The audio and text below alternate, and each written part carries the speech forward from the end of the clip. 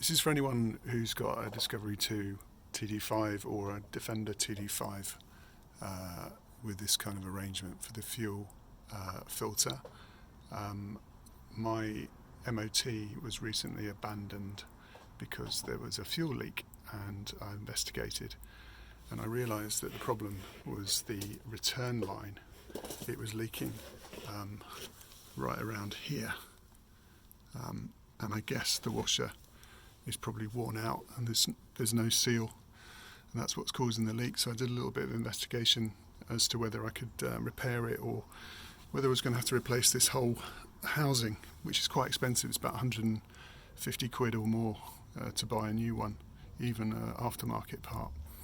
So I managed to find this assembly, which I found out is called a duck bill, and it's a non-return valve, and you can see how it works. It's basically a little rubber piece that has actually got a small slit at the end, and when the fuel comes through it opens and then it closes because of the it closes because of the rubber returning back to its original shape.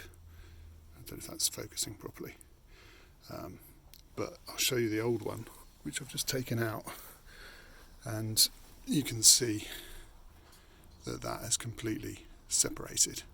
So the ability to stop fuel returning is basically stopped, because that's the effect of, I guess it must be the fuel on the rubber. It's not doing a very good job, my phone, of focusing, but yeah, that's what an old one looks like, and I guess that's part of the problem. So it's not only probably the washer, but it's also the fact that the fuel is going back when it shouldn't be. So the other reason for showing this is for anyone who's got this problem. This is the right hand side, the front end of the car, as it were, and that's the rear, that's the tank end, that's the engine end.